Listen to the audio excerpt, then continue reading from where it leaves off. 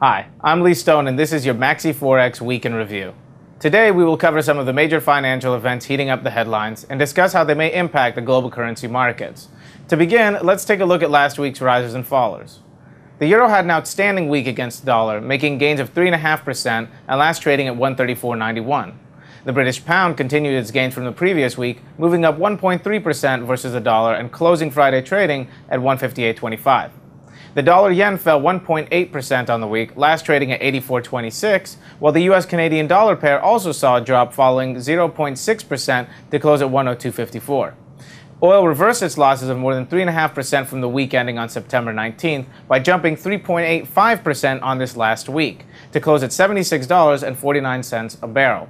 Gold had another solid week, gaining 1.6% to close at $1,296 per ounce.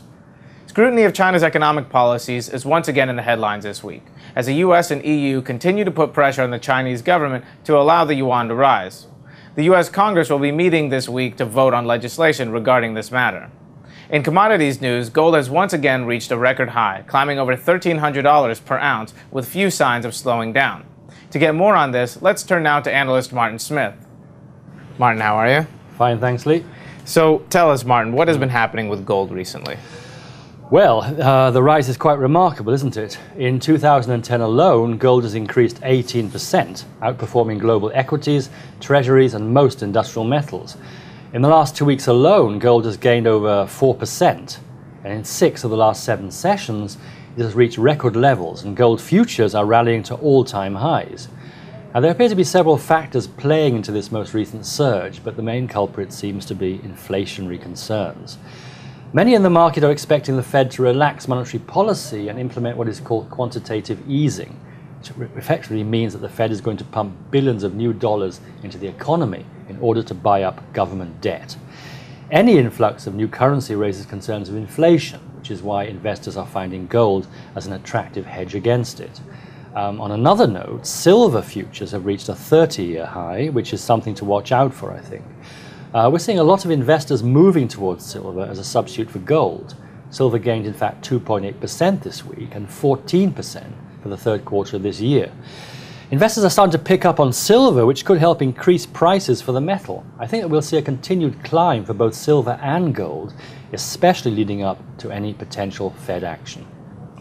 Now, I mentioned this earlier in the broadcast today. I wanted to get your perspective on the matter. What is happening with China and the yuan? Well, if I'm not mistaken, you're probably referring to the vote coming up in the US House of Congress. So with regard to this issue, I'd say that we're seeing the temperature on the thermostat being raised a degree or two. Nothing too serious just yet, because remember, it still has to be approved by the Senate.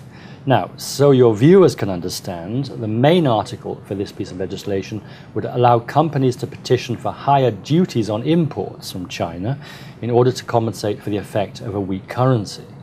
By keeping the yuan at such an undervalued rate, China secures increased manufacturing orders, and this, of course, hurts US manufacturing, and is the main reason this bill has been brought forth. It's estimated, in fact, that over 500,000 US manufacturing jobs could be created as a result of passing this bill, and in this current economic climate, and with the upcoming elections, that holds a lot of clout. I think that the passing of this measure in the House is almost a foregone conclusion. However, how it'll fare on the Senate floor is another matter altogether. I think we'll have a better assessment as that time nears. It's also a possibility, of course, that this will put pressure on the Chinese government to do something in order to avoid this escalation. All right, well, let's move on now to our Ask the Broker question. David R. Smith of Bournemouth, UK, writes, with all the focus on Asian markets in the U.S., is there anything I should be looking for in regard to the European markets? Well, I wouldn't say that all of the focus is on Asia and the U.S. There has been some recent activity in your native U.K., if you remember. But in regards to your question, I think we will be looking at the European Central Bank a lot over the coming week.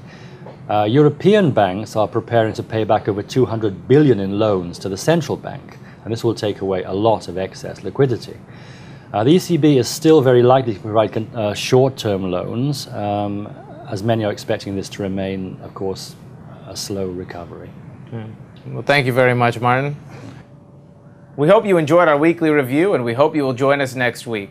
Until next time, be sure to visit us at maxiforex.ru.